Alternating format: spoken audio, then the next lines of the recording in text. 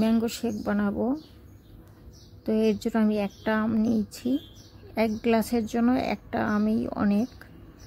তো এই একটা আম পুরো আমার লাগবেও না, তাও আমি চেষ্টা করব এটা পুরোটা যেন কাজে লাগাতে পারি। তো এখন তো বাজারে অনেক ম্যাঙ্গো উঠেছে, তো এখন ম্যাঙ্গো শেক, ম্যাঙ্গো মুজ এগুলো খুব খাওয়া হচ্ছে। এর আগে আমি দিয়েছিলাম, তোমরা যদি চাও আমার চ্যানেলটা একবার ভিজিট করতে পারো, আমি ম্যাঙ্গো মুজ দিয়েছিলাম এর আগে। তো আমি আজকে 1 গ্লাসই ম্যাঙ্গো শেক বানাবো। তো মিষ্টি আম পাকা দেখে নিলে খুব ভালো হয়। এখন তো যেখানে সেখানে আম পাওয়া যাচ্ছে অনেক বেশি।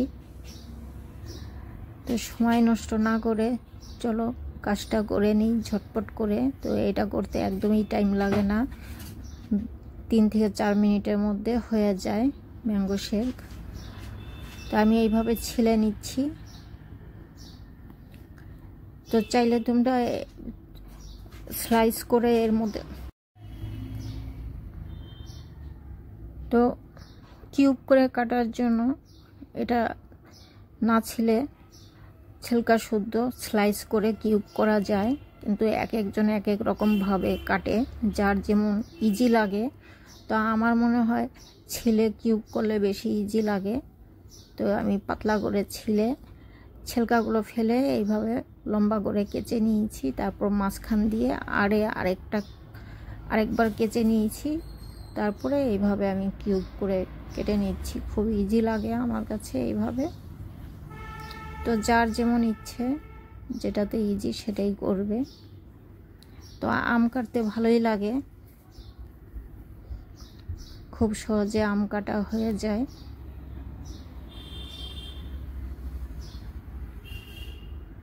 তো এই আমটা খুব ভালো জাতের আম ছিল। আমের নামটা তো আমি বলতে পারবো না, জানা নেই আমার। তো আঁটি খুব ছোট করে হয়েছে, পাতলা আমটাই বেশি হয়েছে এটাতে। বাজারে গেলে এক এক সময় এক এক রকম আম আনা হয়, যেটা ভালো লাগে খেতে, স্বাদ যেটা সেটাই আনা হয় বেশিরভাগ। তো আম আমার কাটা হয়ে গেছে। এখন আমি এর মধ্যে 1 গ্লাসের জন্য কতটুক আম, কতটুক চিনি, দুধ লাগবে এটা একটু তোমরা দেখে নাও। যারা ম্যাঙ্গো শেক বানাওনি আগে কখনো তাদের জন্য বলছি। আর এটা খুব ইজি প্রসেস, খুব কম সময়ের মধ্যে হয়ে যায়। যারা আম খেতে চাও না তারা এইভাবে বানিয়ে খেতে পারো, ঝটপট তৈরি হয়ে যায়, খেতেও একদম টাইম লাগে না।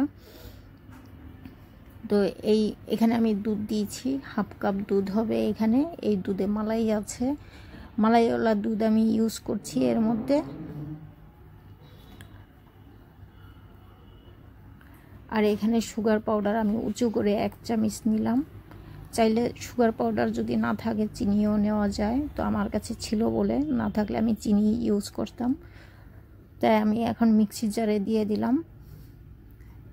এই তো হয়ে গেল ম্যাঙ্গো শেক রেডি, একদমই টাইম লাগে না হতে।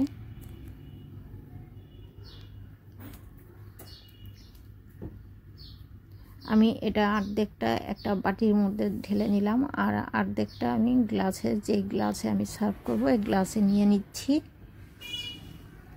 চাইলে তোমরা আর একটু পাতলা করতে পারো দুধ দিয়ে। তো আমি ঘনই চেয়েছিলাম, এজন্য আমি দুধ 1/2 কাপ দিয়েছি।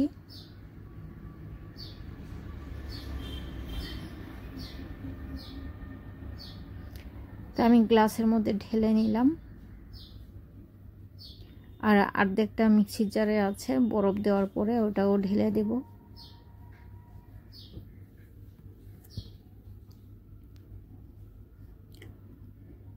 এখন এতে আমি 3 থেকে 4টে আইস কিউব দিয়ে দিচ্ছি।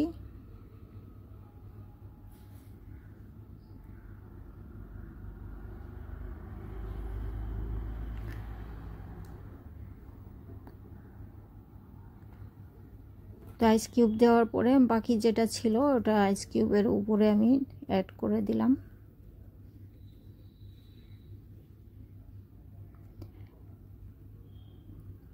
এই যে সাইডে যে রেখেছিলাম কিছুটা বাঁচিয়ে, ওটা এখন আমি উপরে দিয়ে দিলাম। দেখতে ভালো লাগার জন্য। এই তো হয়ে গেল পুরোভাবে রেডি খাওয়ার জন্য ম্যাঙ্গো শেক।